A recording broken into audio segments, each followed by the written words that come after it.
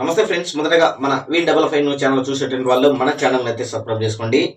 కోట్ల సూర్యప్రకాష్ రెడ్డి అంటే ఆయన పేరు తెలియనటువంటి వారు ఉండరు. ఆంధ్రప్రదేశ్ రాష్ట్రం అదేవిధంగా రెండు తెలుగు రాష్ట్రాలలో కూడా ఆయన పేరు తెలియని వారు అంటూ ఉండరు అనేది మనము స్పష్టంగా కూడా గమనించుకోవచ్చు. అదేవిధంగా కోట్ల సూర్యప్రకాష్ రెడ్డి గారు దాదాపుగా కేంద్ర మంత్రిగా అదేవిధంగా కర్నూలు ఎంపీగా కూడా పలుసార్లు కూడా పోటీ చేసి గెలుపు పొందినటువంటి విధానం మనము స్పష్టంగా కూడా చూసాము. అదేవిధంగా కాంగ్రెస్ ప్రభుత్వంలో వచ్చేసి ఆయన కేంద్ర మంత్రిగా కూడా చేశాడు అనేది మనము స్పష్టంగా కూడా గమనించుకోవచ్చు.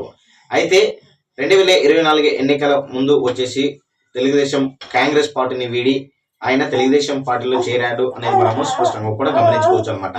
అయితే చంద్రబాబు నాయుడు గారి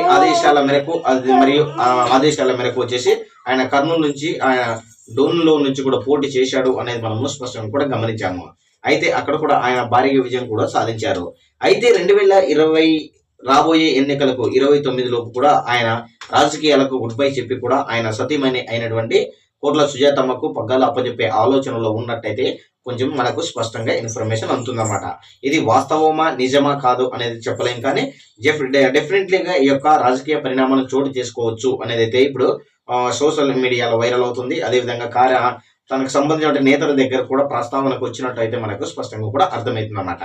సో అంటే కేఈ కృష్ణమూర్తి లాగానే ఆయన కూడా ఇక రిటైర్ తీసుకోబోతున్నారు అని కూడా ఏజ్ దృష్ట్యా అనేది అయితే స్పష్టంగా కూడా ఇన్ఫర్మేషన్ తెలుస్తుంది.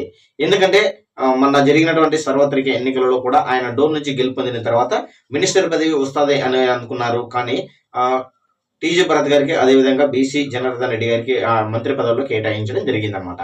సో అది కూడా ఆయన కొంచెం అసంతృప్తిగా ఉన్నట్టు మనకైతే స్పష్టంగా కూడా తెలుస్తుంది అనమాట.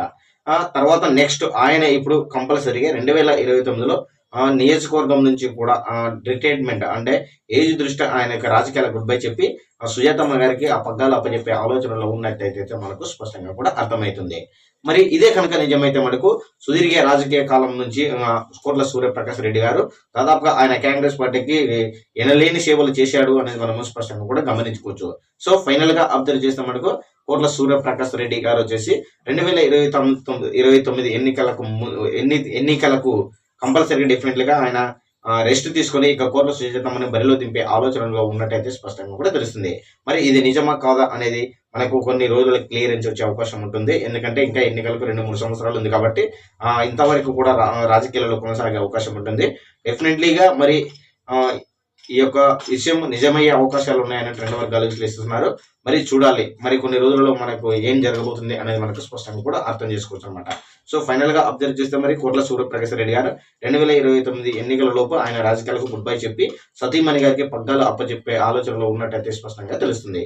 మరి ఈ యొక్క వీడియో ఈ యొక్క ఇన్ఫర్మేషన్ నిజమా కాదా అనేది మనం పర్టికులర్ గా అయితే చెప్పలేం. మనకు జస్ట్ వస్తున్నటువంటి ఇన్ఫర్మేషన్ మాత్రమే. ఈ యొక్క వీడియోపై మీ యొక్క అభిప్రాయం కామెంట్ సెక్షన్ కూడా తెలియజేయండి. Thank you.